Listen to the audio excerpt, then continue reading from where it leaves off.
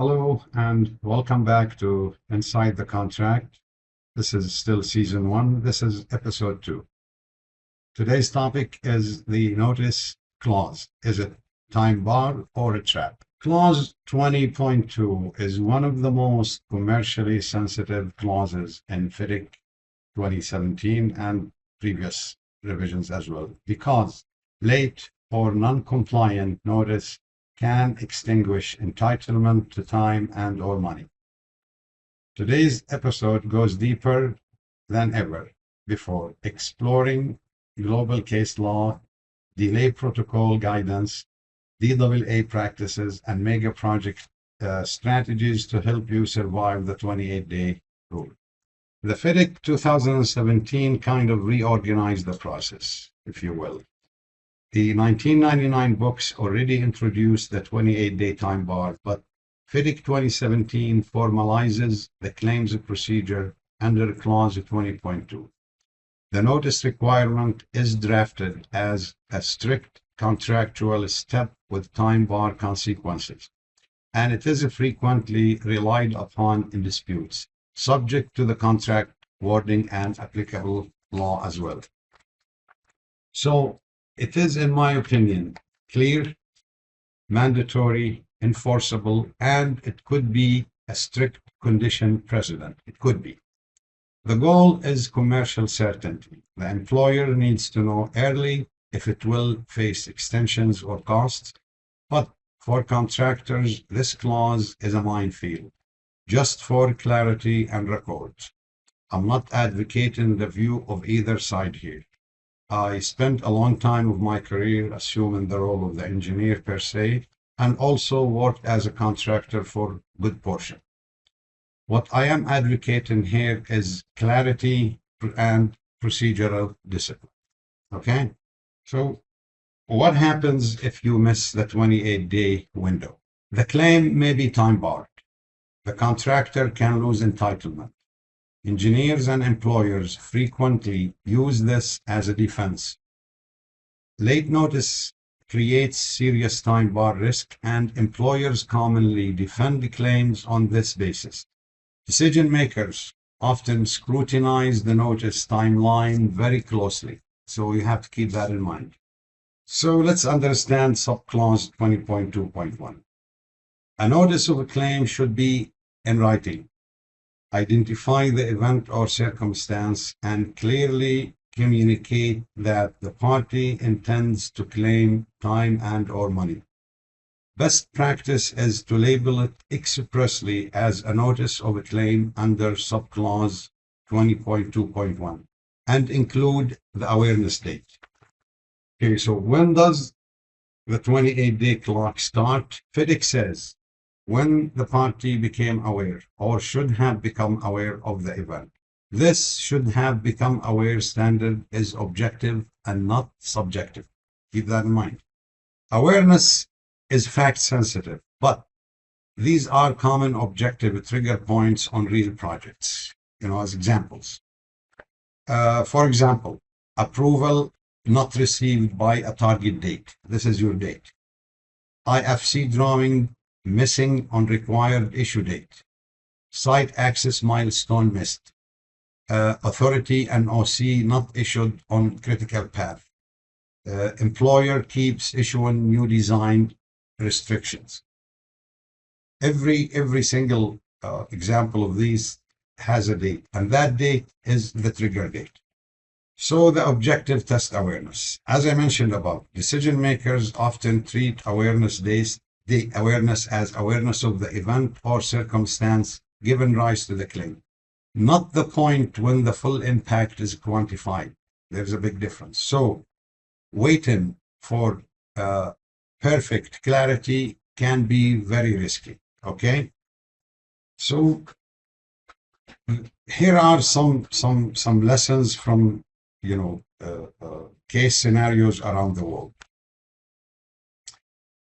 As an illustrative case, for example, I repeat,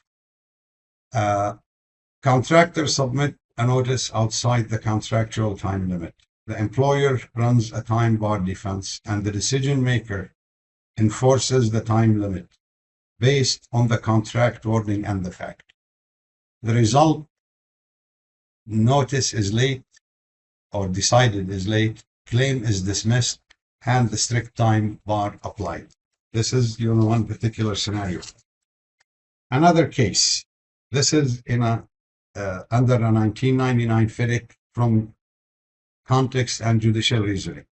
The court analyzed when the contractor became aware or should have become aware of the relevant event or circumstance, applying a practical assessment of what a reasonable contractor would have known from the facts available. So that's the court analyzed the circumstances, and the court applied common sense. The court decided the notice is late. These are real scenarios, guys. Okay, these are here the common and practical patterns for cases in the GCC regions, mostly civil law cases. The practical pattern, on large infrastructure projects, time bar arguments are frequently raised. Where notices are absent, vague, or demonstratively late, the other party may resist entitlement, and the issue often becomes a central dispute point.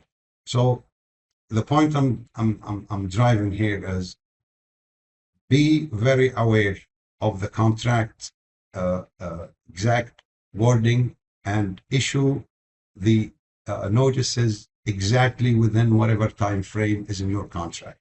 Okay.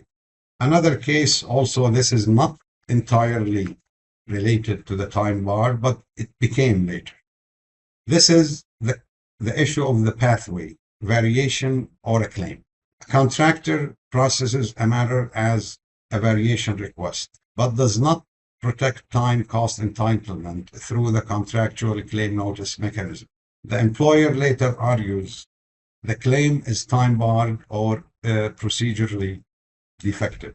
So the lesson, use the correct pathway and protect entitlement defensively. Okay. So in this case, I'm referring to, a variation request was issued, instead of a notice for a claim. The contractor ended up missing the notice window, so the claim became time barred, and using this wrong mechanism, ended up losing entitlement. Okay. So someone asked, what is the purpose of notice? Now, a notice is not really procedural bureaucracy. It has 4 strategic functions. First, it alerts the engineers early, allowing mitigation and adjustments where possible. Second, initiates the claim mechanism, starting the 84-day particulars deadline.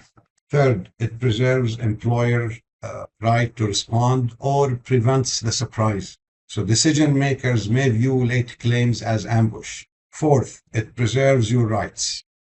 Even if you later withdraw the claim, it's better to put the notice to preserve your rights. In mega projects, employers have often, financial and operational pressures and some political related deadlines. So the notice helps them escalate internally early on. So the notice, again, is not just an academic bureaucracy. It has a very good purpose. Okay. So what is a valid notice? What makes a notice valid? A valid notice must include 4 essential elements. First, identification of the event, clear description. Example, late approval of shop drawings, number such and such. Due on 1st of May, received May 18th. You already recorded and explained the event. Second, stated or implied intention to claim. Use clear language. This notice is issued under subclause 20.2.1, for example. Third, date of awareness. Critical for triggering the 28-day countdown. Fourth, written format in accordance with clause 1.3.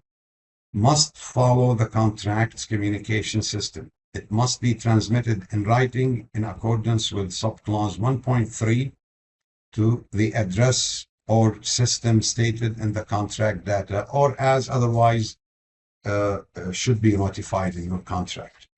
Okay.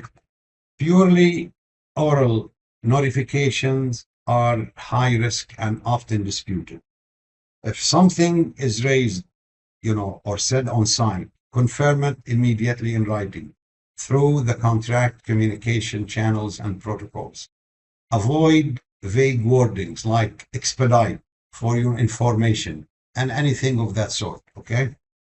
So the 84-day rule, which is subclause 20.2.4, the fully detailed claim under subclause 20.2.4 is due within the stated period, commonly 84 days, unless otherwise agreed or modified from the standard FIDIC, and should include enough particulars to prove basis, facts, cause and effect, and substantiation. In practice, this often includes chronology, program analysis, records, quantified impacts, and mitigation narrative. Based on best practice, it should include at least chronology, contractual basis, delay analysis, critical path proof, records and logs, evidence of employer responsibility for the event, impact quantification, and mitigation efforts by the contractor. The ongoing effects, statement of the impact of the event. Okay, this is just the standard stuff. So why claims get rejected? Cases worldwide show typically that often, not always, often, that engineers reject claims when particulars are shallow.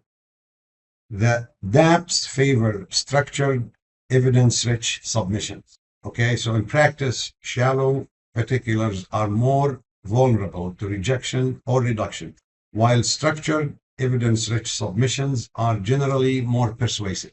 So you have to put up a good story, a good narrative, to convince or persuade the other side of your claim. So, as I said, the 1999 books already introduced the 28-day time bar, but FIDIC 2017 tightens and formalizes the whole process and makes the condition precedent nature even harder to escape. Of course, subject, again, to the governing law and other particular condition of your contracts. I'm talking about here the standard FIDIC text. This increases, the 2017 tightening of these requirements increases procedural discipline and time bar risks. Okay. Some events are not single events. They unfold over time. That's why we refer to continuing or rolling events. Examples: drip feed design, slow employer comments, late instructions in series, authority approvals requiring multiple revisions, access delays escalating weekly, for example.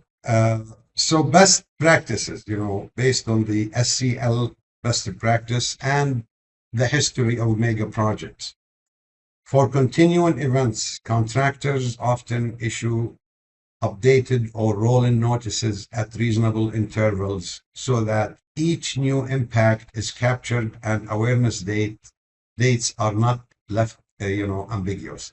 This is consistent with the good delay and disruption practices, but the appropriate frequency depends on the event and the project controls for your specific projects. Why? Each delay instance may have its own awareness date.